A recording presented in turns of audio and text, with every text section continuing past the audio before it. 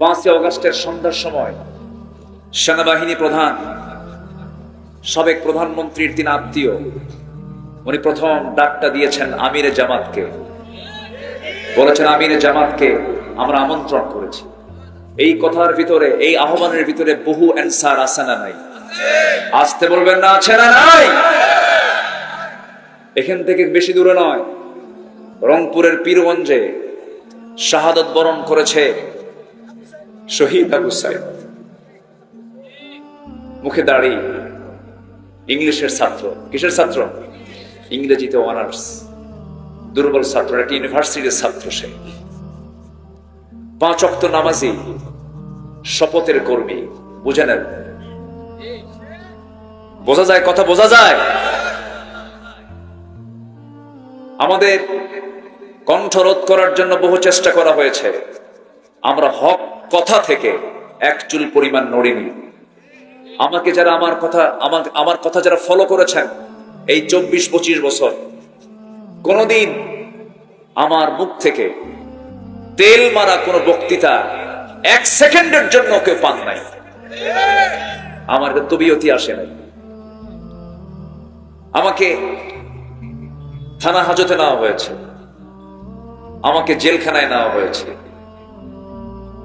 মেডিকেলে অসুস্থতার কারণে মেডিকেলে ছিলাম, সেখান থেকে টেনে হেঁচড়ে বের করে গাঁজাখোর, মদখোর এদের বিছানায় আমাকে শুয়ে রাখা হয়েছে। ওরা সারা রাত বিড়ি টানত, বিড়ি টানার মাঝে আমাকে শুয়ে রাখত। এই সমস্ত কথাগুলো জমা ছিল, বলিনি। তবে হ্যাঁ, আলেমদের রক্ত আর আলেমদের চোখের পানি বড় বিষাক্ত, ঠিক কিনা বলেন? আলেমরা যদি কাঁদে, আলেমদের রক্ত যদি ঝরে, সেই জমিন আল্লাহর দিন কায়েম হবেই, এতে কোনো সন্দেহ।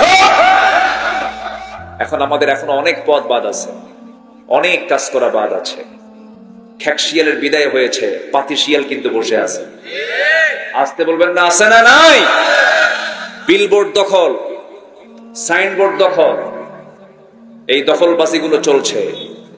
অন্যায় যে করুক না কেন, আমার ভাইও যদি অপরাধ করে হাত ভেঙে দেব, ঠিক কিনা? সতর্ক থাকতে হবে। অনেক কষ্টে অর্জিত হয়েছে এই অর্জন, এটাকে আমরা কোনোভাবেই নষ্ট হতে দেব। আসতে বলবেন, নষ্ট হতে দেব। আমার চোখের সামনে, আমি ঢাকাতে ছিলাম, টঙ্গী উত্তরা মেরুলবাড্রা আমার যেখানে খুতবা হয়, সবচাইতে বেশি রক্ত ঝরেছে ব্রাক ইউনিভার্সিটির সামনে আর উত্তরার সামনে। এগুলো আমার জনপদ।